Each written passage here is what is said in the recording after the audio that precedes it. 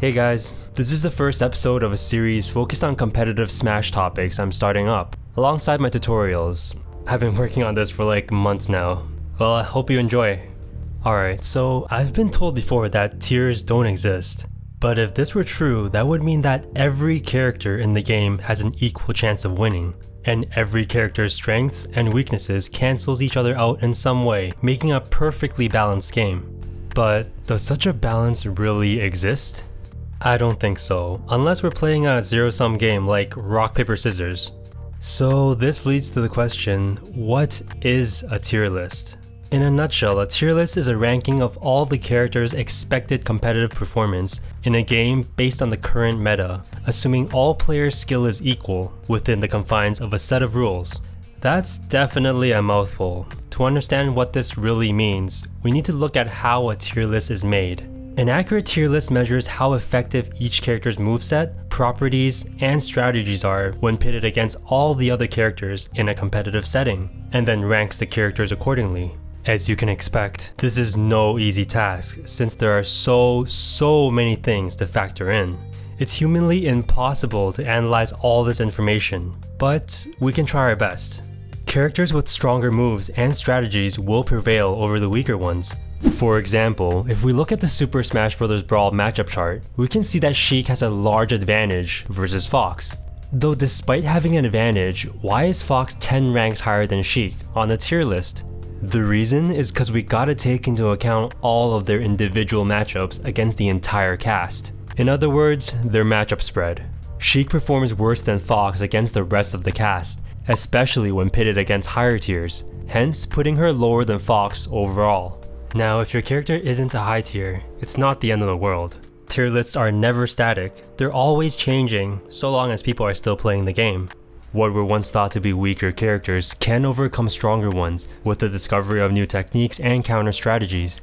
Players dedicated to the character will eventually find hidden potential and advance their character's meta. This is a good thing for game balance, but some people feel the very creation of a tier list defeats this, because it hinders low tiers from rising up.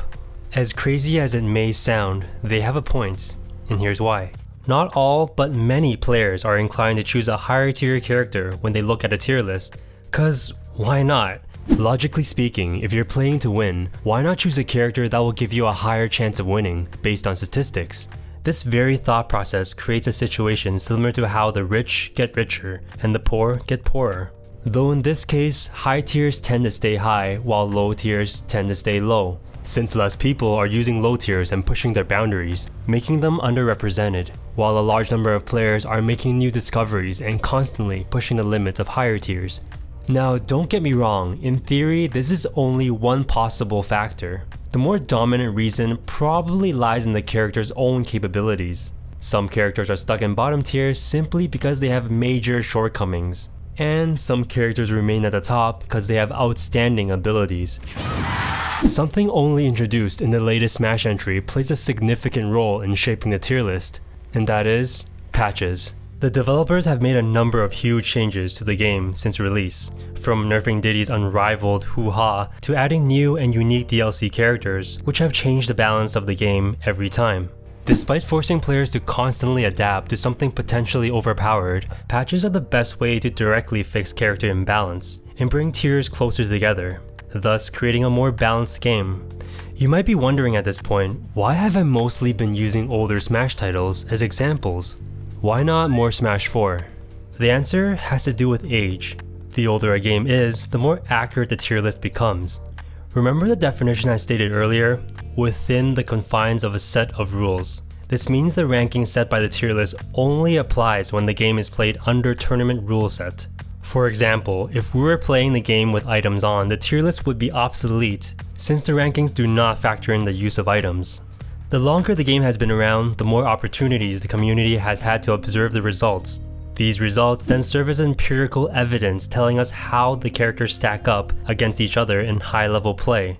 You can think of tournaments as a testing ground. Strategies and techniques that work will remain, while ones that don't will be left behind, sort of like natural selection, which ultimately forms the current metagame.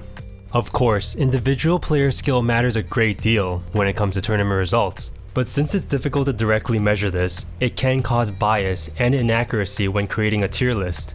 For example, despite Amza's numerous victories over top tiers in tournaments, we can't automatically conclude that Yoshi's a top tier character in Melee. Rather, it's more likely that Amza's a phenomenal player, combined with the opponent's possible unfamiliarity with an obscure matchup. At the same time, to Amza's credit, he has discovered and showcased new techniques and strategies that has since boosted Yoshi much higher on the tier list. The Smash series has experienced a unique situation where a character's ranking can be greatly affected based on how it does versus a single character. Sounds crazy, but a perfect example would be Super Smash Bros. Brawl. As you can see, for every version of the tier list, Meta Knight has proven to be the undisputed number 1 character, ending up with 100% first place votes in his own SS tier in the latest tier list. Because of this, there are also a lot of Meta Knight players. As a consequence, Meta Knight himself has become a huge part of Brawl's metagame. No pun intended. For example, Ike goes close to even with the majority of the cast, but since he has a large disadvantage versus Meta Knight, and with so many Meta Knights in competitive play, Ike has a hard time performing well, which greatly factors into his lower placement on the tier list. Now that you've learned what a tier list is and how it's made, the only question that remains is who makes the tier list? If you do a quick Google search for Smash tier list, many results will pop up, each list created by different people. It's true, anyone can rank what they think is the best character to the worst. However, it's miles more accurate when a tier list is created by a group of people, consisting of mostly top and knowledgeable players, usually diverse in character mains, so that they can give insight on what character strategies and techniques are the most effective at the highest level in the current metagame. After some time, each player ranks the roster into tiers, based on what they feel. Finally, the results are combined, forming into what's widely recognized as the official tier list.